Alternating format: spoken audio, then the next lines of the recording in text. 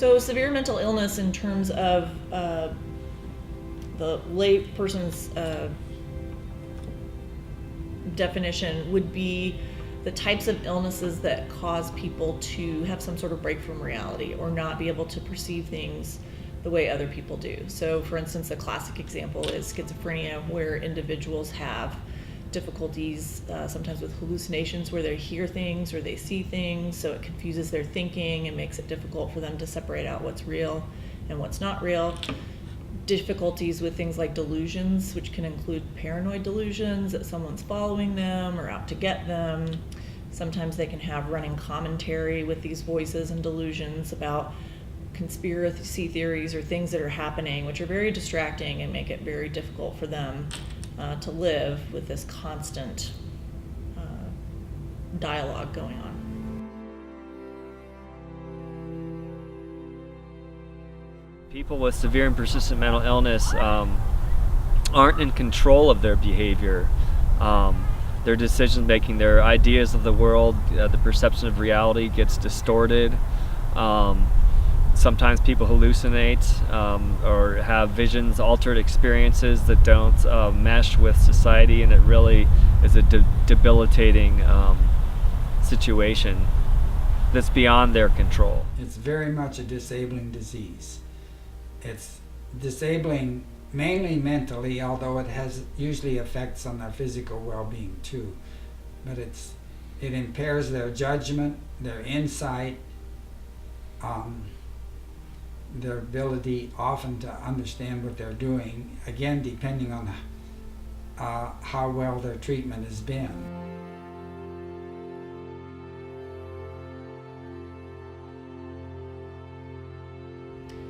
Sure, so what we know in terms of individuals with severe mental illness is that they don't process information the same way we do. They're more vulnerable to things like suggestion or to believing things that may or may not be the case. We know there's a link to severe mental illness and things like false confession.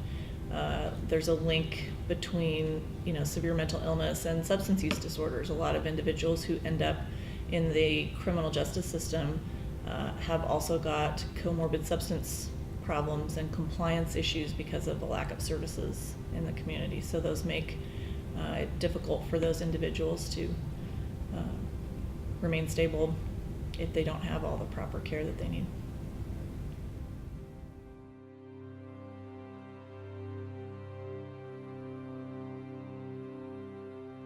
My son went to juvenile detention 4 times before the age of 13, each time for symptoms of his illness, each time because we needed to get him a level of care that wasn't available to us in the community.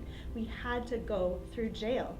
And I know my family's not alone. In fact, 21% of all people who are in our jails and prison systems across the United States actually live with serious mental illness, defined as schizophrenia, bipolar disorder, or major depression. That's only 4% of the population, but 21% of our jail and prison population.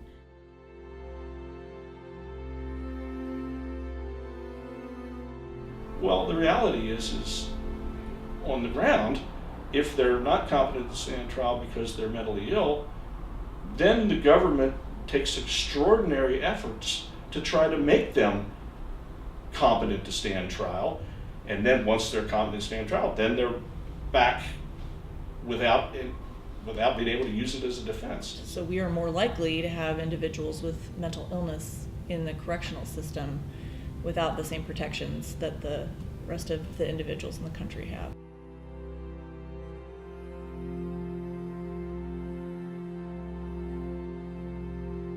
And this really isn't much of a shift from where we currently are. Already we recognize that adults with intellectual disability should have an exemption because, again, they lack capacity, they lack the ability to make a choice in the way that you and I understand it.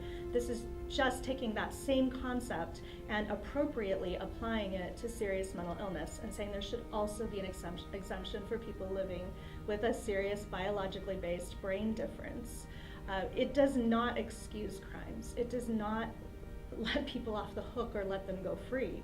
Certainly they would still be appropriately sentenced to life in prison even without the possibility of parole. But what it does do is it recognizes the reality, the medical reality that people living with serious mental illness and their families face.